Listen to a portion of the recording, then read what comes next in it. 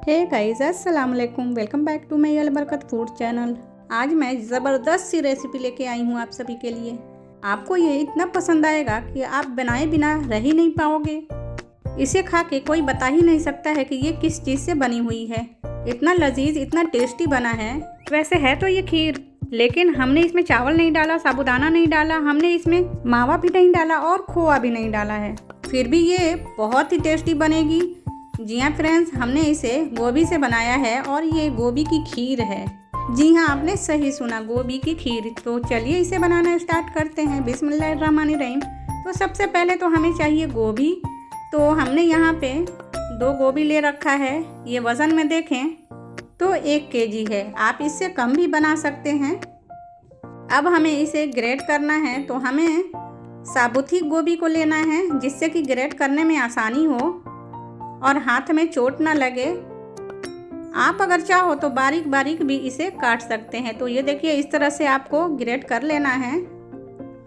Great करने से, greater की मदद से ये बहुत ही बारीक हो जाएगा और काम जल्दी भी हो जाएगा। इस खीर के लिए हमें डंडी की ज़रूरत नहीं है। गोभी की डंडी हमें निकाल देनी है। सिर्फ हमें फूल वाला हिस्सा चाहिए। गोभी की फूल की कोई भी डंडी हमें नहीं चाहिए, मोटा वाला पार्ट नहीं चाहिए, सिर्फ हमें बारीक फूल चाहिए। तो ऊपर से सिर्फ हमें फूल चाहिए। बाकी डंडी का इस्तेमाल आप सब्ज़ी में कर सकते हैं। इसकी अलग से सब्ज़ी बना लीजिए। गोभी के डंडी से इस खीर का जायका ख़राब हो जाएगा, उससे यह खीर बहुत अच्छी नहीं बनेगी। तो इस तरह से हमने बारीक बारीक इसे ग्रेटर से ग्रेट कर लिया है। एक बार ये गोभी की खीर आप बना लीजिए और अपने मेहमान को खिलाइए। कोई भी बता ही नहीं पाएगा कि ये आपने गोभी से बनाई है। आपके मेहमान भी आपसे पूछे बगैर रह नहीं पाएंगे कि आपने इस चीज़ को बनाया कैसे, इस खीर में क्या डाला है ऐसा कि ये इतनी टेस्टी खीर बनी है। हमने सारे गोभी को, यानी दोनों गोभी को हमने ग्रेट कर लिया है। एक बड़े से बर्तन में, एक बड़े से बोल में हमें ट्रांसफ़र कर लेना है और हमें इसे वॉश करना है पानी से, ताकि इसमें गोभी में जो भी थोड़ी बहुत महक होगी वो निकल जाएगी। तो साफ़ पानी से इसे अच्छे से वॉश कर लीजिए, 2 से 3 पानी। तो मैंने यहाँ पे 1 पानी वॉश कर लिया है। अब इसे हमें इस तरह से स्क्वीज़ करना है, यानी कि दबा दबा के निचोड़ के पानी पूरा निकाल लेना है। इस गोभी की खीर को आप जब बनाएंगे तो गोभी की तो महक बिल्कुल भी नहीं आएगी। ये पता ही नहीं चलेगा कि आपने इसे गोभी से बनाया है। चावल की खीर तो आपने बहुत तरह की खाई होगी, लेकिन गोभी की खीर आपने कभी नहीं खाई होगी। एक बार ज़रूर ट्राई कीजिए। मैंने इसे 3 बार वॉश करके छान के निचोड़ के रख लिया है, जिससे कि गंदगी और डस्ट भी इसका निकल गया है और गोभी में जो महक होती है वो भी पानी के साथ निकल चुकी है। अब इधर हमने गैस पर एक कढ़ाई चढ़ाया है। इसको हमने गैस को ऑन करके रख लिया है। अब इसमें हम डालेंगे दूध। तो मैंने यहाँ पे 1/2 लीटर फुल क्रीम दूध लिया है। आप जब भी कोई भी खीर बनाएं या फिर पुडिंग बनाएं तो हमेशा फुल क्रीम दूध का ही यूज़ कीजिएगा। इससे मिठाई हो या खीर हो, आपकी बहुत ही अच्छी बन के तैयार होती है। अब गैस की फ्लेम को हमें हाई कर देना है और इसे बॉयल होने के लिए छोड़ देना है। ये खीर इतने दानेदार बनती है, इतनी टेस्टी बनती है, जैसे कि कलाकंद की मिठाई हो। आप खाएंगे या आप जिसे भी खिलाएंगे, ऐसा लगेगा कि आप कलाकंद खा रहे हों। किसी को भी पता नहीं चलेगा कि ये गोभी की खीर है। अब दूध में बॉयल अच्छे से आ चुका है।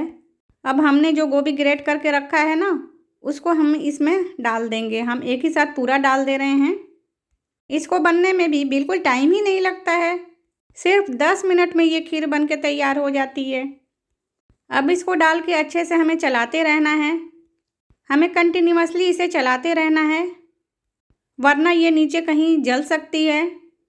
तो कलछी को हमें छोड़ना नहीं है, लगातार चलाते रहना है। अगर आप हमारे चैनल पर नए हैं या फिर आपने हमारे चैनल को सब्सक्राइब नहीं किया है तो प्लीज़ लाइक, शेयर और सब्सक्राइब ज़रूर कर लीजिए और बेल आइकन को भी प्रेस कर लीजिए, ताकि मेरे आने वाली वीडियो की नोटिफिकेशन आपको मिलती रहे। तो आप देख पा रहे हैं कि दूध हमारा सूखने लगा है। अपनी क्वांटिटी से ये आधा हो गया है दूध सूख के।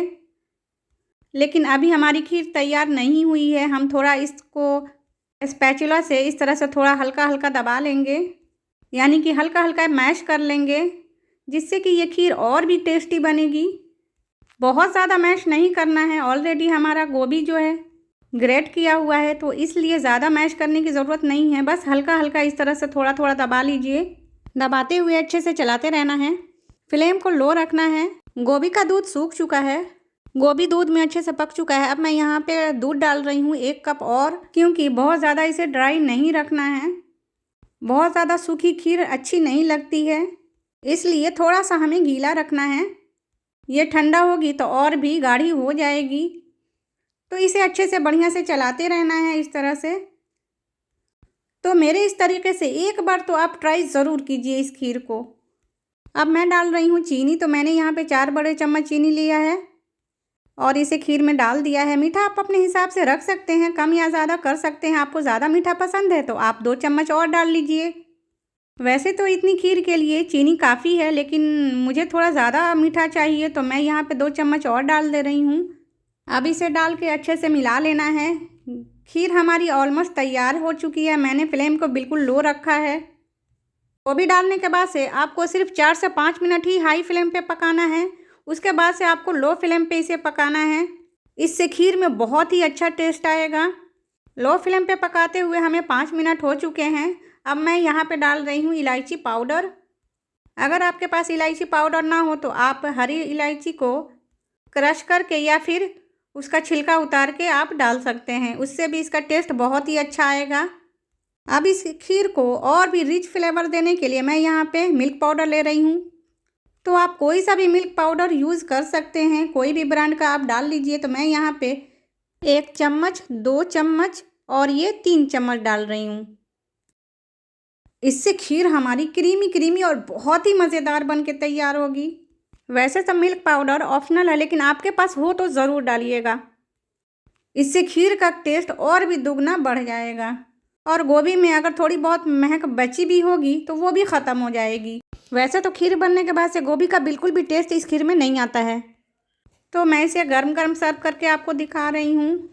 अभी तो सर्दी का मौसम चल रहा है, तो सर्दी के मौसम में खीर को गरम ही गरम खाना चाहिए। गरम गरम खीर अच्छी लगती है।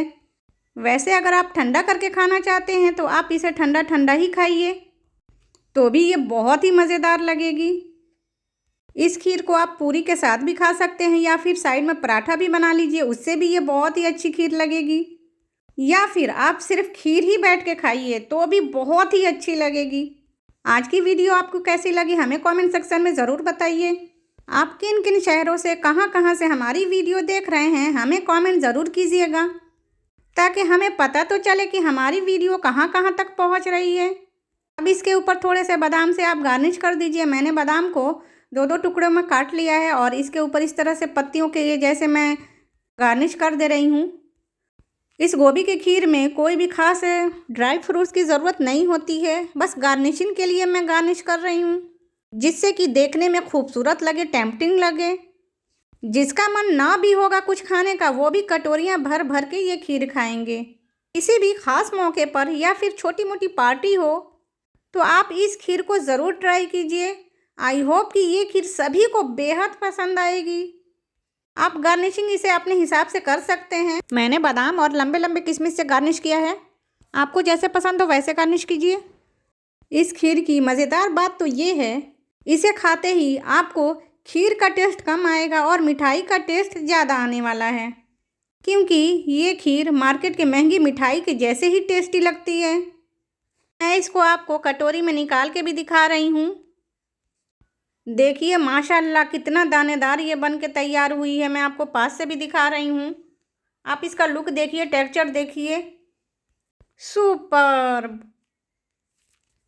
आ गया ना दिल आपका इस खीर के ऊपर? तो आप जाइए किचन में और फटाफट इस खीर को बना ही लीजिए, क्योंकि आजकल तो गोभी का बहुत अच्छा सीज़न चल रहा है और इस सीज़न में गोभी की कोई कमी ही नहीं है, क्योंकि सर्दी का मौसम है ना। और सर्दी के मौसम में तो मार्केट में बहुत ही ताज़ा गोभी मिलने लगा है। इस खीर को आप किसी त्यौहार में भी बना सकते हैं, ईद हो या फिर दिवाली हो या फिर कोई भी ख़ास मौका हो, आप एक बार ज़रूर ट्राई कीजिए। आप इसे बनाइए, खाइए, पीजिए, एंजॉय कीजिए। मिलते हैं अगले वीडियो में, तब तक के लिए अल्लाह हाफिज़।